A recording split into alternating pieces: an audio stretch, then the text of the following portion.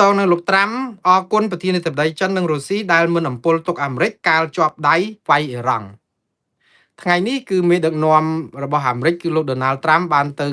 ចុះបំពេញទស្សនកិច្ចប្រជុំនៅអឺរ៉ុបជួបមេដឹកនាំអឺរ៉ុបជាច្រើនឆ្លៀតឱកាសហ្នឹងគាត់ក៏បានថ្លែងអំណរគុណដល់លោកស៊ីជីនពីងហើយនិងលោកម៉ាក្រុងសំទោសវ្លាឌីមៀពូទីន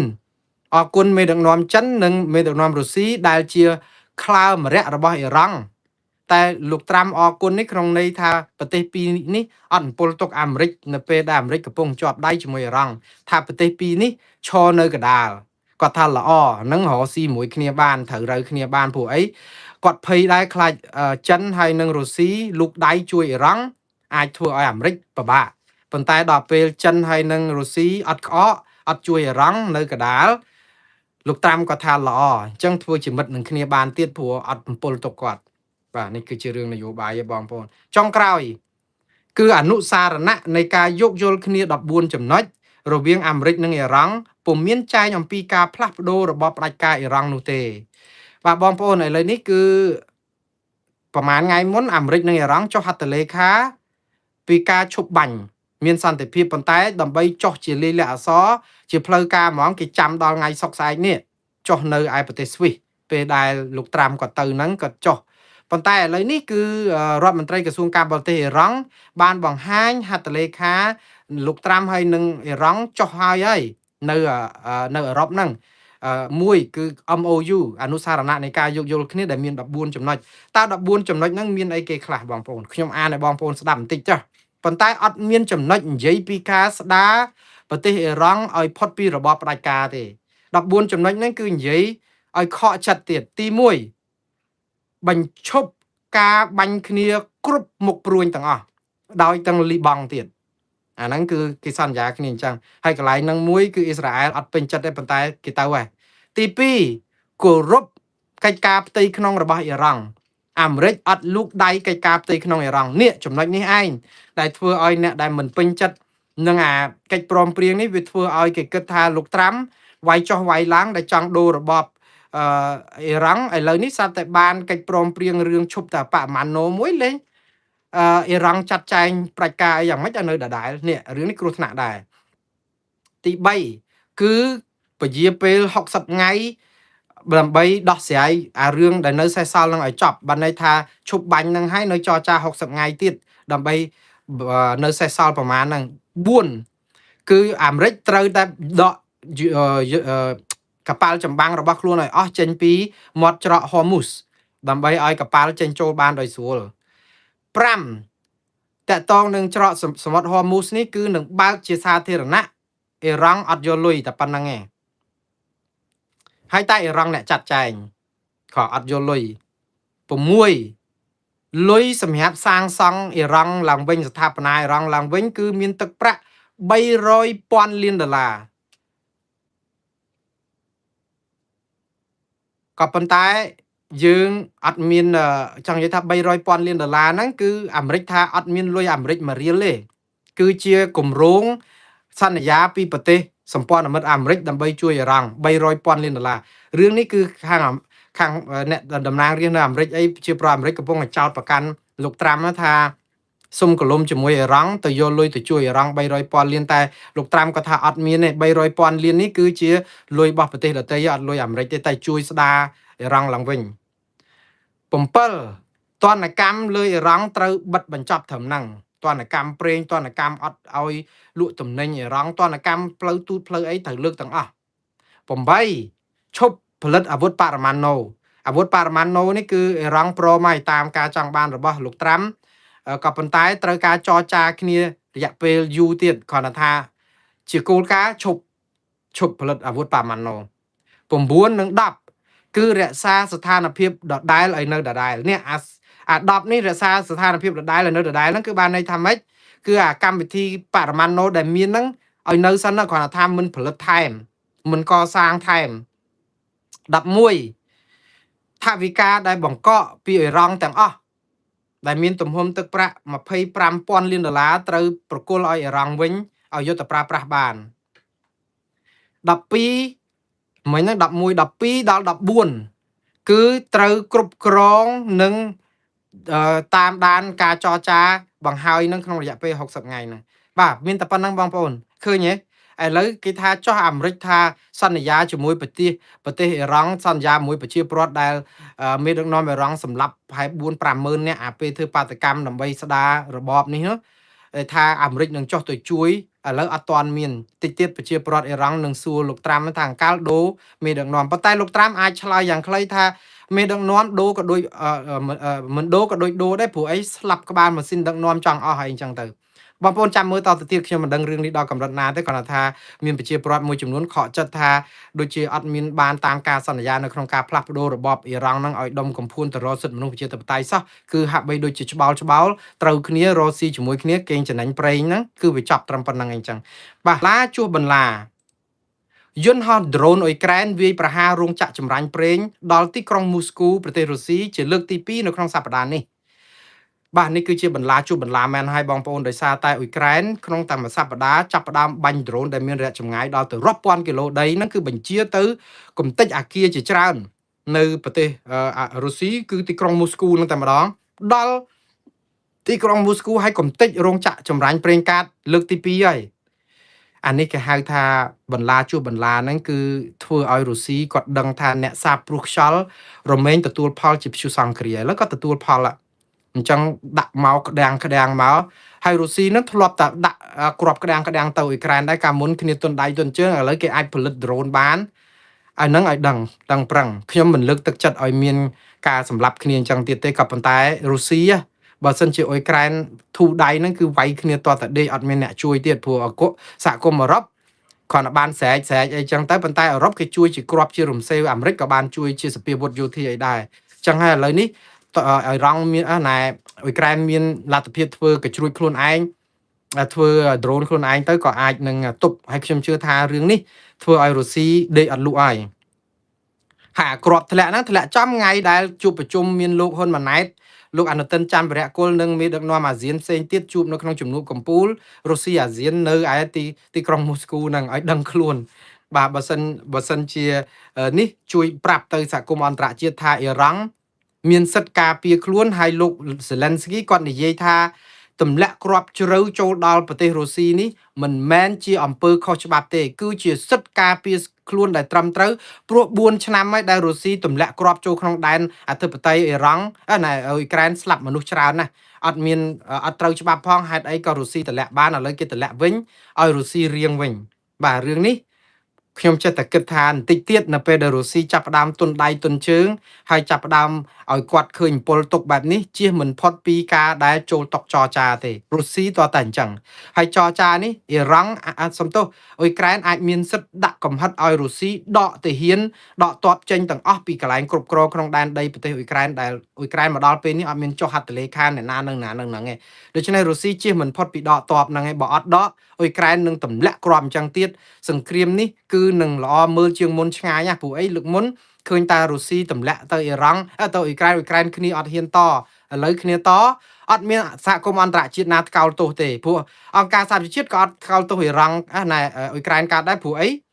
ដោយសាររុស្ស៊ីខូចដែរណាឥឡូវអញ្ចឹងហើយទៅតាមដំណើរហើយមួយទៀតតែអារម៉ាប្រាក់ឈ្នួលអីហ្នឹងត្រឹមត្រូវ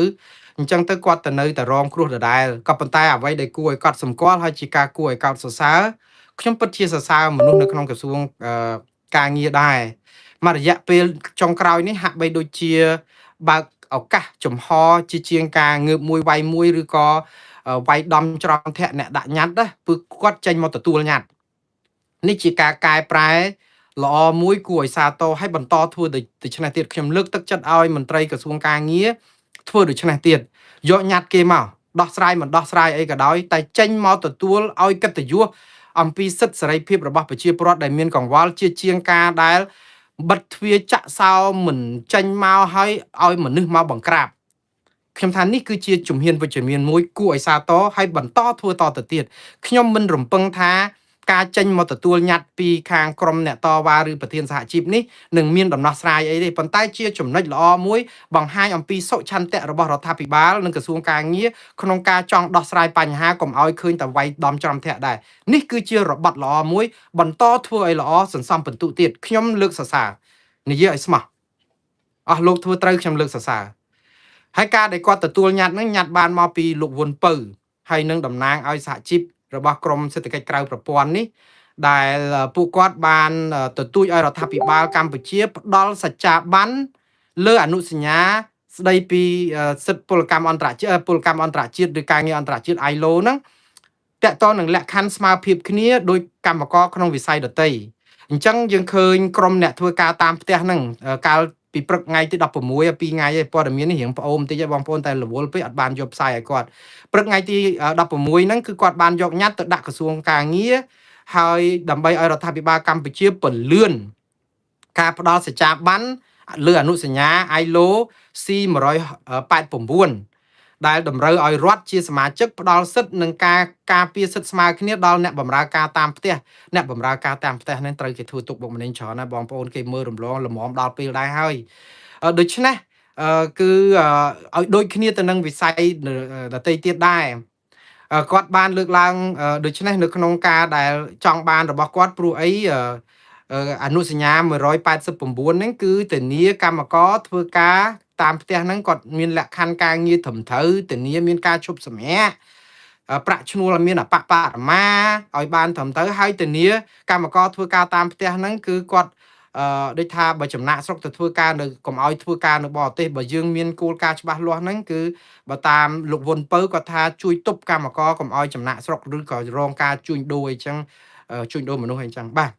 សង្ឃឹមថានឹងមានដំណោះស្រាយចោះព្រោះអីឃើញគេទទួលញត្តិដែរតែជួនកាលឥឡូវនេះទទួលញត្តិយកសិនទៅបានមួយកលៈដែរចាំគិតទៀតថ្ងៃមុនហ្នឹងទៅទទួលញត្តិរបស់ក្រមសហជីពទៅតវ៉ានៅវត្តភ្នំទទួលញត្តិហើយស្អែកឡើងហៅទៅផឹកតែចត់បដ ாய் អត់មានទៅដោះស្រាយរឿងញត្តិទេខាងណែក្រសួងការងារហ្នឹងគេយកញត្តិបាត់ហើយប៉ុន្តែខាងខណ្ឌដូនពេញហៅទៅផឹកតែទៅលុតរឿងធ្វើបាតកម្មអត់សមច្បាប់ឯណាវិញសាប់ម្ដាយប្រែមិនចាប់ផ្លែតហ្នឹងអីហើយការរាយការណ៍នឹងទៀតសោតមិនប្រកាសថា Facebook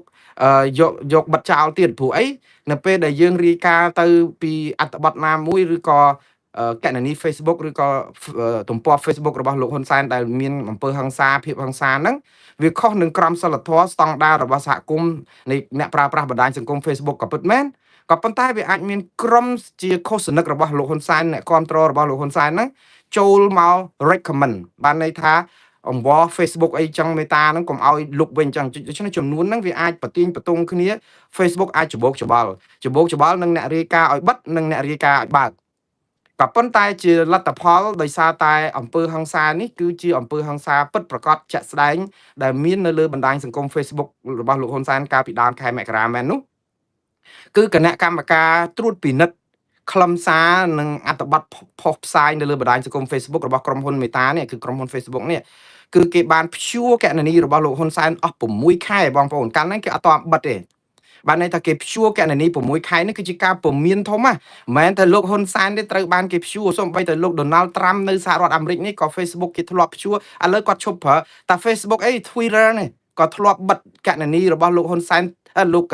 Donald Trump នេះដែលសម្ដីគាត់មានភាពហិង្សាញុះញង់ឲ្យមានអំពើ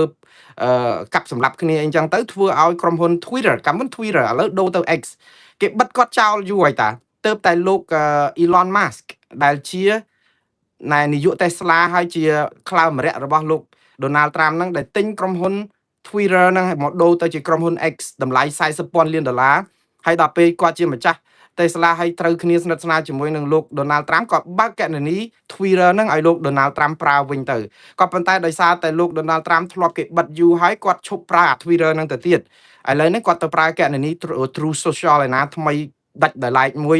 ដើម្បីកុំឲ្យអន់ខ្លួនគាត់ដែរគេបិទគណនីគាត់នឹងជាប្រធានាធិបតីនោះវាអន់ពេកអញ្ចឹងទោះគេបើកឲ្យក៏គាត់ឈប់ប្រើដែរផ្ទុយទៅវិញលោកហ៊ុនសែនឯណោះឆ្នាំ2023យើងនៅចាំឯមុនបោះឆ្នោតជាតិហ្នឹងគឺដោយសារតែយុទ្ធនាការខ្មែរក្រៅប្រទេសបានជោគជ័យនេះធ្វើឲ្យក្រុមហ៊ុន Facebook គណៈកម្មការឃ្លាំមើលការប្រើប្រាស់សារហិង្សាតាមបណ្ដាញសង្គមនេះយកទៅពិចារណាហើយក៏បានព្យួរគឺផ្អាកគណនីគាត់6ខែហ្នឹងបានន័យថាម៉េចបងប្អូនពេលដែលគេព្យួរគេមិនបិទទេគឺគេព្យួរហ្នឹងគឺចង់ឲ្យគាត់កែ6ខែហ្នឹងគឺអត់ផ្សាយអត់អីបានទាំងអស់គឺនៅកាំងអញ្ចឹងតែម្ដងផ្សាយថ្ងៃណាចុងក្រោយគឺនៅតែប៉ុណ្្នឹងហើយអត្ថបទដែលមានអំពើហិង្សាហ្នឹងគឺគេដកចោលទៀត ដែលត្រូវការរាយការណ៍ហ្នឹងរឿងនេះកើតឡើងម្ដងហើយភ្លាមហ្នឹងបងប្អូនប្រហែលជានៅចាំហើយភ្លាមហ្នឹងពេលដែល Meta ឬក្រុមហ៊ុន Facebook ហ្នឹងចាប់ផ្ដើមព្យួរគណនីFacebook របស់លោកហ៊ុនសែនដែលមាន followers 14 លានអ្នកបងប្អូននៅស្រុកខ្មែរមានអ្នកដែលប្រជាពលរដ្ឋខ្មែរ18 លានអ្នកហើយអ្នកប្រើប្រាស់បណ្ដាញសង្គម Facebook ហ្នឹងគឺមានមិនដល់ពាក់កណ្ដាលទេជាទូទៅប្រហែលថា8លានចុះប៉ុន្តែអ្នកដែលប្រើដែល follow របស់លោកហ៊ុនសែនមានដល់ទៅ14លានអ្នកយើងឆ្ងល់ដែរថាចុះហេតុអីបានប្រជាពលរដ្ឋខ្មែរទាំងអស់គ្នា follow fake page របស់លោកហ៊ុនសែនហ្នឹងក៏មានក្រុមហ៊ុនឯកជនមួយគេរកឃើញថាការដែលលោកហ៊ុនសែនមាន followers ដល់14លានអ្នកនេះគឺដោយសារតែយកលុយទៅទិញហើយទៅទិញហ្នឹងគឺទៅទិញ fake click farms មួយនៅឥណ្ឌាឯណោះដែលគេរកស៊ីអត់ធ្វើអីទេមួយថ្ងៃអង្គុយតែបង្កើតអគ្គនានីខ្មោចហ្នឹងដើម្បី click like follow អីអញ្ចឹងទៅអញ្ចឹងក្រុមហ៊ុនគេហ្នឹងក៏គេរកឃើញហើយរដ្ឋាភិបាលហ្នឹងគឺកាលពីខ្ញុំធ្វើការនៅវិទ្យុអាស៊ីសេរីហ្នឹងរកឃើញថាគាត់ចាយលុយដោយកាន់គណនី Facebook ហ្នឹងអ្នកដែលកាន់ហ្នឹងគឺដួងតារាលោកដួងតារាហ្នឹងជាប់គុកដល់ឥឡូវតាក់ទងរឿងឆោបបោកជាមួយលោកលីសាមេតជាមួយនឹងលោកស្អីប្រមាណអ្នកទៀតដោយទាំងលោកមួងឃីមដោយទាំងអីណាហ្នឹងដូចសឡកពឹសហ្នឹងដែលកាន់ Facebook របស់លោកហ៊ុនសែនហ្នឹងក្រោយមកគឺតាមពិត Facebook របស់លោកហ៊ុនសែនហ្នឹងគឺក្រោយមកឮសូរលោកដួងតារាហ្នឹងនិយាយដែរមុននឹងជាប់គុកហ្នឹងថាគាត់ជាអ្នកបង្កើតឬកាន់កណនីលោកហ៊ុនសែនហ្នឹងឲ្យដំបងឡាយបង្កើតទៅដល់ក្រោយមកក៏ផ្ទេរឲ្យលោកហ៊ុនសែនក្រោយមកលោកហ៊ុនសែនឲ្យកាន់អីចឹងទៅតែអ្វីដែលគួរឲ្យកត់សម្គាល់កាលពី2023ពេលដែល Facebook ចាប់ផ្ដើមព្យួរគណនី Facebook របស់លោកហ៊ុនសែនដែលមានអ្នកតាមដាន followers ដល់ទៅ14លានអ្នកដែលភាគច្រើនជាគណនីខ្មោចហ្នឹងគឺស្រាប់តែជាងការដែល Facebook ពុំមានដើម្បីដូរកែលោកហ៊ុនសែនវាយបកវិញទី1គឺគម្រាមធ្វើទុកបុកម្នេញរបស់សមាជិករបស់ Facebook ដែលក្នុងគណៈកម្មការដែលព្យួរគណនី Facebook របស់លោកហ៊ុនសែនហ្នឹងគាត់អត់មានទៅឈប់អាពាក្យហិង្សាសារហិង្សារបស់គាត់ទេប៉ុន្តែគាត់ទៅរករឿងគេមានចំណុច3ដែលគាត់ធ្វើនៅពេលនោះតាមខ្ញុំចាំហើយខ្ញុំយករឿងនេះមកប្រាប់ឡើងវិញដោយសារវាតាក់ទងសាច់រឿងថ្ងៃហ្នឹងទី1លោកហ៊ុនសែនប្រកាសបិទគណនី Facebook គាត់ចោលហ្មងមាន14លានអ្នកជា followers ហើយបងប្អូនចាយលុយអស់រាប់ម៉ឺនរាប់សែនដុល្លារដើម្បីទិញអា like និង followers ហ្នឹងដល់ពេលគាត់មួម៉ៅក្តៅក្រហាយខឹង Facebook ដែលព្យួរគាត់ព្រោះវាអន់ខ្លួនពេកវាជាដូចថាគាត់ជាថ្នាក់ដឹកនាំប្រទេសមួយទៅឲ្យក្រុមហ៊ុន Facebook ដែលជាក្រុមហ៊ុនបរទេសមកព្យួរគណនីរបស់គាត់ដូចជាអន់ណាថ្នាក់ដឹកនាំប្រទេសរបស់លោកហ៊ុនសែននេះដែលបកែដោយអំនួតនេះវាអត់ត្រូវការមកចាញ់បាក់អំនួតដោយក្រុមហ៊ុន Facebook អីណាមកអាចទប់គាត់មិនឲ្យនិយាយអីបានព្រោះគាត់ធ្លាប់ងើបមួយវាយមួយចាប់មនុស្សខ្មែរដាក់គុកបានស្រេចចិត្តឥឡូវនេះទៅជា Facebook ដាក់គុកគាត់វិញបងប្អូននេះគឺដូចជាចាប់គាត់ដាក់គុកចឹងគាត់ថាមិនចាប់ដាក់គុកមនុស្សទេគឺដាក់គុកការបញ្ចេញមតិផ្ដេសផ្ដាស់នៅលើបណ្ដាញសង្គមដែលប៉ះពាល់ដល់ក្រមសីលធម៌ស្តង់ដារសហគមន៍របស់ Facebook ដល់ពេលអញ្ចឹងជាការឆ្លើយតបជាងការកែប្រែអ្វីដែលគាត់ធ្វើខុសគឺគាត់ពមៀនទៅក្រុមហ៊ុននេះគម្រាមបានន័យថាដាក់មនុស្សដែលជាសមាជិកនៅក្នុងក្រុមស៊ើបអង្កេតដើម្បីព្យួរ Facebook របស់គាត់ហ្នឹងទៅក្នុងក្រុមបុគ្គលដែលមិនទទួលស្វាគមន៍ឲ្យចូលស្រុកខ្មែរគេហៅថា persona non grata ដែលភាសាឡាតាំងដែលគេនិយាយអំពី persona non grata ហ្នឹងគឺជាបុគ្គលដែលគេដាក់ក្នុងបញ្ជីខ្មៅហាមឬក៏មិនឲ្យជាន់ដីខ្មែរហ្មងហើយអ្នកទាំងអស់នោះអត់ដែលជាន់ដីខ្មែរទេតាមពិតអត់នៅស្រុកខ្មែរទេនៅស្រុកអាមេរិកណែទេព្រោះអីក្រុមហ៊ុន Facebook អត់មានស្នាក់ការក្រុមហ៊ុនធំនៅឯប្រទេសកម្ពុជាដូចនៅប្រទេសថៃឬក៏នៅវៀតណាមទេព្រោះក្រុមហ៊ុនធំដូច Google ដូច YouTube ដូចអីហ្នឹងអត់មានស្នាក់ការធំនៅស្រុកខ្មែរទេគេមាននៅឯ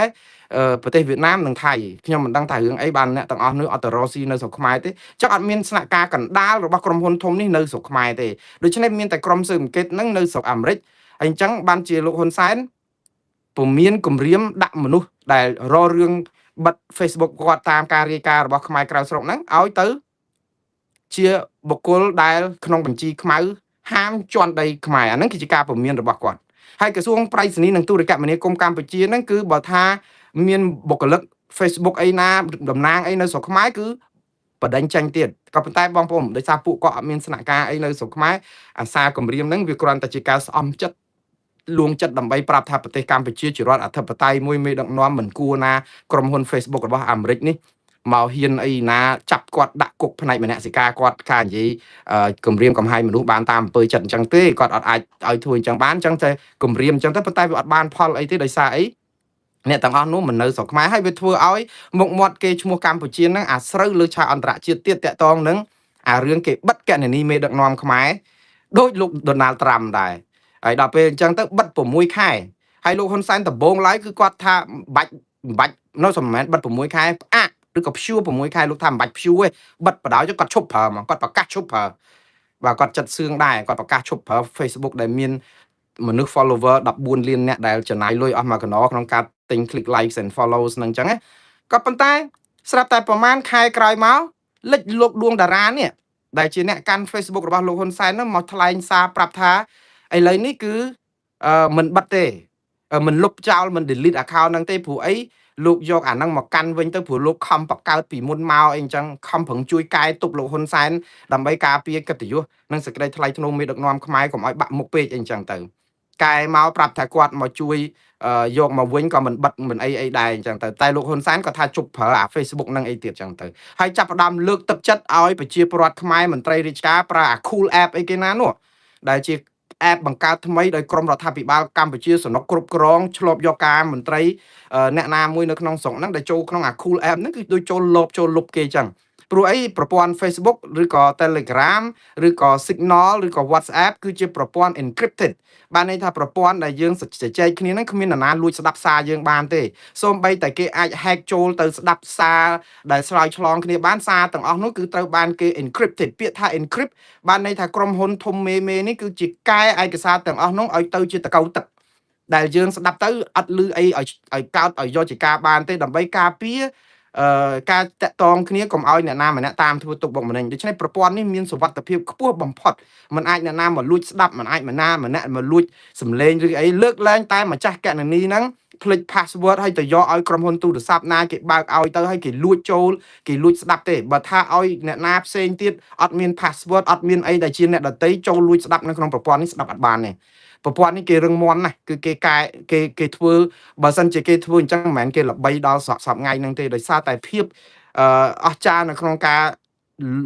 ទប់ស្កាត់ការលបយកការពីអ្នកដតីធ្វើបាបគ្នាហ្នឹងហើយបានជាប្រព័ន្ធនេះអស្ចារ្យអញ្ចឹងបាទខ្ញុំលើកទឹកចិត្តឲ្យបងប្អូនកុំចាញ់បោកសារឃោសនារបស់គណៈបកកណ្ដាលអំណាចឬលោកហ៊ុនសែនដែលថាគេអាចលួចស្ដាប់ Facebook លួចស្ដាប់ Zoom លួចស្ដាប់ WhatsApp ឬក៏លួចស្ដាប់ Signal បាទអត់ទេប្រព័ន្ធនេះគឺជាប្រព័ន្ធដ៏មានសុវត្ថិភាពបំផុតនៅក្នុងប្រព័ន្ធឆ្លើយឆ្លងគ្នានៅលើโลกនេះតែបើបងប្អូនប្រើទូរស័ព្ទតាក់ទងគ្នានៅស្រុកខ្មែរហ្នឹង Mobitel Viettel ក្រុមហ៊ុនស្អីទាំងអស់ហ្នឹងគឺ100%គឺបងប្អូននឹងរងគ្រោះនឹងគេលួចស្ដាប់បានទេព្រោះអីអាសារសន្ទនាគ្នាទាំងអស់ហ្នឹងស្តុកទុកនៅ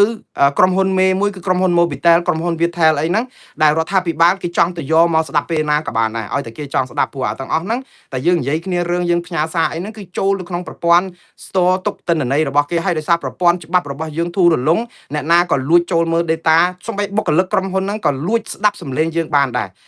វាអាក្រក់ជួយជាតិដែរបើយើងនិយាយទៅប៉ុន្តែអ្នកណាគេទៅធ្វើអីស្រុកខ្មែរបើនៅស្រុកអាមេរិកក្រុមហ៊ុនហ្នឹងប្រហែលជាអាចបិទបាត់ទៅហើយព្រោះអីប្រជាពលរដ្ឋអ្នករស់ស៊ីគេអាចប្តឹងទារលុយបានរាប់លានដុល្លារពីរឿងលួចសម្លេងគេឲ្យអ្នកណាម្នាក់ដឹង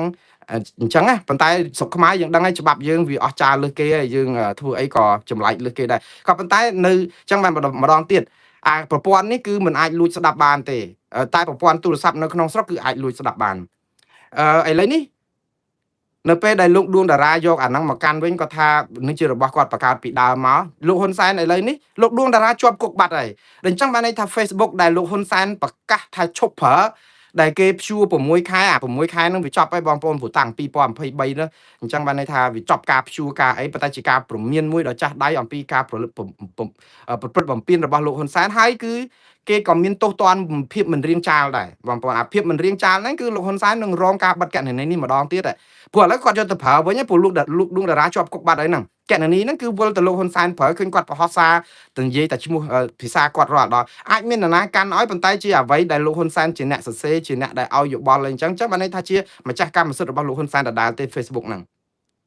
ឥឡូវនេះគឺអាបត់មិនរៀងចាលនេះក៏ចាប់ផ្ដើមคล้ายទៅជាងើបមួយវាយមួយប្រហែលថ្ងៃនេះគាត់និយាយសារងើបមួយវាយមួយពេញបណ្ដាញសង្គមទៀតហើយអាសារងើបមួយវាយមួយហ្នឹងគឺជាពាក្យហិង្សាបងប្អូនទាំងអស់គ្នា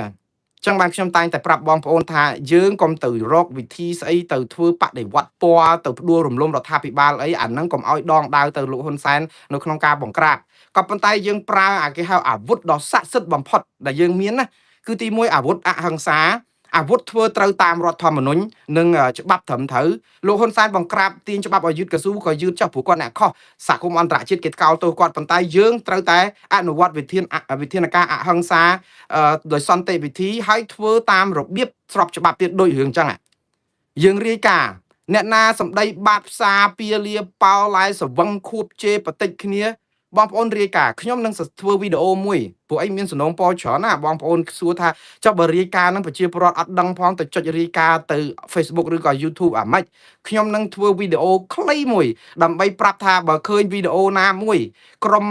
MMO ណាមួយដែលបាតផ្សាដែលជេរដែលហិង្សាដែលអសរោះមើលងាយស្ត្រីប្រមាថកុមារអីលាក់ហ្នឹងគឺយើងអាចចុចកន្លែងណាដើម្បី report រាយការណ៍ហើយកុំអូសរំលងហើយ block គាត់ឬក៏ delete គាត់ចោលដើម្បីឲ្យគាត់អស់ឱកាសនៅក្នុងការធ្វើផ្ដេសផ្ដាសព្រោះក្រុមហ៊ុនទាំងអស់នេះគឺគេមានវិធានការតឹងរ៉ឹងណាស់គេមិនអនុញ្ញាតឲ្យយើងធ្វើផ្ដេសផ្ដាសបានទេប៉ុន្តែគេធ្វើបានទាល់តែមានបណ្ដឹងពីយើងមានការរាយការណ៍ពីយើងក្រុមហ៊ុននឹងតែជន់ជោដោយការរាយការណ៍គេចាប់ផ្ដើមស៊ើបអង្កេតហើយអាហ្នឹងកុំទុកឲ្យពួកគាត់រួចខ្លួនហើយស៊ើបអង្កេតធម្មតាពួកគាត់ក៏ចាប់ដូចតុងដែរបងប្អូនអារាយការណ៍ហើយហ្នឹងណាបើដូចជាលោកហ៊ុនសែនគាត់អាច delete អាកណនីគាត់បានទេព្រោះគាត់មាន fans ឬ follower 14លានអ្នកមិនងាយរទេចាយលុយអស់រាប់សែនដុល្លារយ៉ាងនេះក៏ប៉ុន្តែបងប្អូនផ្សេងទៀតដែលជា MMO បង្កើតមកភ្លាមមកបើគេយើងរាយការណ៍ទៅគេបិទកណនីគាត់ចោលជួនកាលមានគ្នាបាន 10k គេបិទចោលអញ្ចឹងគាត់បង្កើតថ្មីមកបាន 5k បិទចោលបង្កើតថ្មីបាន 6k បិទចោលបង្កើតថ្មីបានប៉ុណ្ណេះទៀតអីចឹងឲ្យតែគាត់បង្កើតឡើងវិញឲ្យគាត់បង្កើតឲ្យខ្សោះបង្កើតឲ្យខ្សោះខ្យល់ទៅប៉ុន្តែគេនឹងបិទចោលហើយតែបើសិនជាគាត់កសាងច្រើនមានដល់ទៅ 100k ឡើងទៅគាត់ក៏ខ្លាចបិទដែរអញ្ចឹងគាត់ប្រយ័ត្នប្រយែងនៅក្នុងការនិយាយអញ្ចឹងដល់តែបងប្អូនរាយការណ៍ទៅធ្វើឲ្យអ្នកនោះឯងរៀងចាលយើងអត់មានតែធ្វើទុកបុកម្នេញអ្នកដែលរករបស់សុចរិតទេបងប្អូនកុំរាយការណ៍អ្នកដែលគេត្រឹមត្រូវហើយបើរាយការណ៍អ្នកត្រឹមត្រូវហ្នឹងក៏យើងគ្មានការរាយការណ៍អីគេក៏ស៊ើបអង្កេតដែរគេមើលពិនិត្យមើលខ្លឹមសារហ្នឹងមិនមែនថា Facebook គេអត់ចេះខ្មែរទេ Facebook គេចេះ100ភាសាជាងភាសាអីក៏គេដឹងដែរមិនបាច់សរសេរទៅតែអង់គ្លេសទេសរសេរទៅជាខ្មែរក៏គេអាចមានកម្មវិធីបកប្រែពីរាយការណ៍របស់យើងដែរប៉ុន្តែអារាយការណ៍ហ្នឹងអត់ចាំបាច់សរសេរអីទៀតពួកគេមានឲ្យយើងចុចថារាយការណ៍អំពីការបូលីការយាយីផ្លូវភេទការមើលងាយភាសាអក្សរោះឬក៏ប្រមាថហិង្សាអីគេយើងគ្រាន់ចុចទៅគឺគេបានទទួលទិន្នន័យនឹងស្រួលមែនតើបងប្អូនក៏ប៉ុន្តែខ្ញុំនឹងសរសេរធ្វើវីដេអូនឹងមួយបញ្យលដើម្បីឲ្យបងប្អូនคลายទៅជាអ្នកតស៊ូមតិខ្លួនឯងដើម្បីជួយបង្ក្រាបក្រុមថ្មិលឬក៏ក្រុមបាតផ្សារឬក្រុមហិង្សាទាំងអស់នេះយើងមិនអាចទៅធ្វើអីបដិវត្តពណ៌កុំធ្វើអាបដិវត្តពណ៌ហ្នឹងវាអត់បានប្រយោជន៍ទេប៉ុន្តែយើងធ្វើអ្វីដែលត្រឹមត្រូវស្របតាមច្បាប់ហើយមានគេទទួលស្គាល់ដោយក្រុមហ៊ុនមេតាក្រុមហ៊ុន Facebook នេះគឺគេជួយយើងហ្មងដោយសារតែគេគិតថា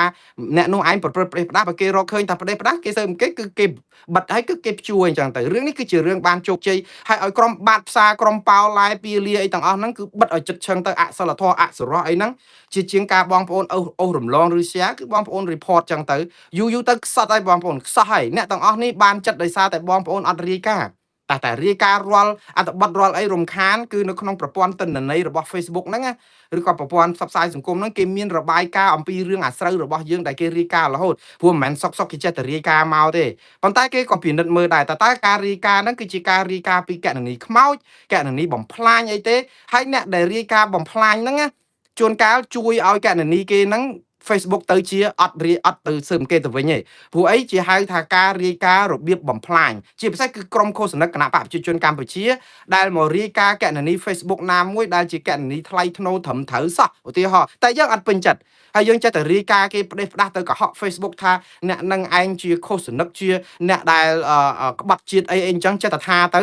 ហើយដល់ពេលគេស៊ើបអង្កេតទៅគាត់គេចាក់ការបញ្ចេញមតិធម្មតាយូរអាការរាយការណ៍របស់ឃោសនិកគណៈបកប្រជាជនកម្ពុជាហ្នឹងវាធ្វើឲ្យកណនី Facebook របស់ក្រុមប្រឆាំងហ្នឹងវាទៅជារឹងមាំទៅវិញព្រោះអីយើងទៅបើកដាក់ខែលការពារព្រោះយើងចោតប្រកាន់របៀបលៀបពណ៌អញ្ចឹងគេស៊ើបអង្កេតទៅគេថាអូក្រុមនេះគឺចង់ឲ្យបិទកណនីនេះដោយសារតែគាត់ចង់ឈ្នានេះគ្នា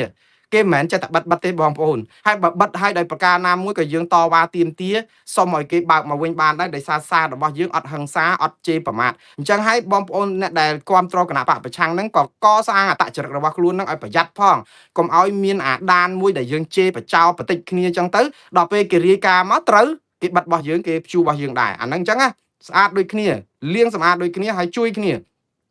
ខ្ញុំថានេះគឺជាវិធីសាស្ត្រដ៏ជោគជ័យបំផុតក្នុងសម័យបច្ចេកវិទ្យា AI និងដែលមនុស្សប្រើប្រព័ន្ធផ្សព្វផ្សាយធ្វើជាមធ្យោបាយតាក់ទងគ្នានេះឥឡូវចូលមកដល់រឿងសហគមន៍ខ្មែរសម្រុករាយការណ៍ទៅមេតាតើបានជោគជ័យប៉ុណ្ណាហើយថ្មីនេះលោកហ៊ុនសែនពុំមានងើបមួយវាយមួយតាមពិតសារងើបមួយវាយមួយរបស់លោកហ៊ុនសែនខុសពីលើកមុន